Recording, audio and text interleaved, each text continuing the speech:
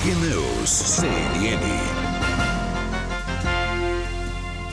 Olá, muito boa noite para você que está ligado aqui na CNN. Agora são 10 horas e 31 minutos. O ex-presidente Lula cumpriu a agenda hoje no Paraná. Ele está de volta ao estado pela primeira vez desde que deixou a prisão em Curitiba por condenação por corrupção e lavagem de dinheiro em processos da Operação Lava Jato. Hoje, o pré-candidato ao Planalto pelo PT discursou em um assentamento do Movimento dos Trabalhadores Rurais Sem Terra, o MST. Assunto para ele, o nosso comentarista Alexandre Borges. Muito boa noite para você, Alexandre. Boa noite a todos que estão acompanhando o Sábado CNN. Conta mais pra gente, Alexandre, como foi esse discurso? O ex-presidente Lula, ele continua antagonizando muito diretamente com o eleitor e o eleitorado do presidente Bolsonaro. Por que ele faz isso? É uma estratégia muito clara de campanha dele de apelar com esse discurso muito à esquerda. Vamos lembrar que ele já falou de controle da mídia, vamos lembrar que ele já falou também sobre Daniel Ortega, o ditador da Nicarágua, e ele elogiou. Então ele tem feito alguns discursos bem à esquerda para poder manter o eleitor de centro e de centro-direita muito aguerrido e tendendo ao ex-presidente Bolsonaro. Por que ele faz isso? Porque ele não quer que haja uma terceira via. Em Curitiba, então, é mais simbólico ainda, terra de Sérgio Moro. Ele não quer que nem ele, nem Sérgio Moro, nem ninguém de terceira via ganhe tração e venha incomodar esse segundo turno ou até primeiro turno desenhado pela estratégia de campanha do ex-presidente. Então, ele, de novo, quando ele fala em não privatizar,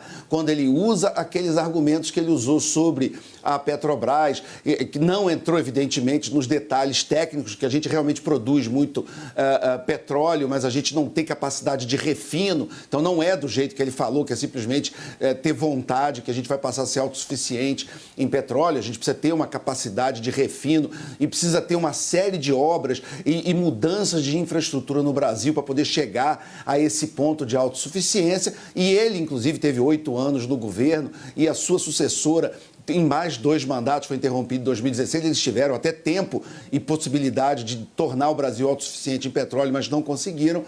Mas esse argumento que ele faz, ideológico, à esquerda, claramente é para manter o eleitor ainda indeciso de centro e de direita junto com o presidente Bolsonaro e o eleitor do presidente Bolsonaro, evidentemente, mantendo-se com ele, porque é o adversário que o ex-presidente Lula escolheu. O discurso de hoje foi claramente mais um aceno a essa estratégia de campanha.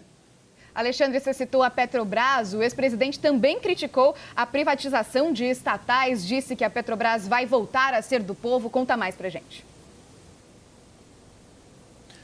Então, é muito curioso esse argumento, porque o presidente Bolsonaro, que seria o seu principal adversário na eleição, ele, ao longo da vida dele, ele nunca foi um entusiasta da privatização da Petrobras, muito pelo contrário, ele já fez declarações muito duras contra essa privatização. Recentemente, basicamente da eleição de 2018 para cá, ele assumiu um discurso mais liberal, ele botou Paulo Guedes no Ministério da Economia e ele manda sinais trocados, porque em alguns momentos ele diz que quer intervir mais na Petrobras e em alguns momentos ele diz até que ele pode vir a privatizar. Então o ex-presidente Lula usa esse discurso também para, de certa forma, aterrorizar funcionários públicos, eleitores de esquerda, funcionários da Petrobras ou de outras empresas que possam ter medo, Correios também, que possam ter medo de um processo de privatização, o que não ocorreu até o momento dos primeiros 4 anos do presidente Bolsonaro.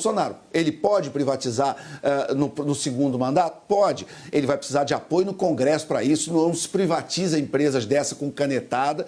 Algumas empresas principais, as mais importantes, precisam passar pelo Congresso, então é um processo complexo.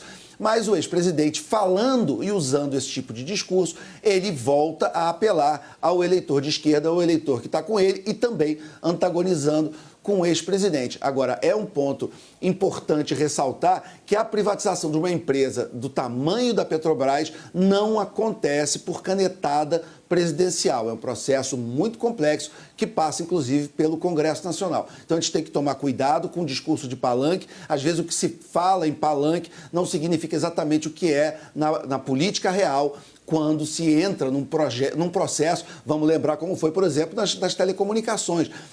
Foi um processo muito complexo, os leilões, enfim. Então, não se privatiza uma empresa do tamanho da Petrobras apenas pela vontade do presidente.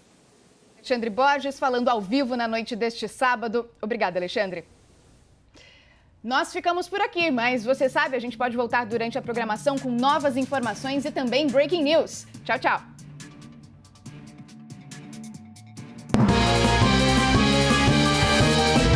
Breaking News, CNN.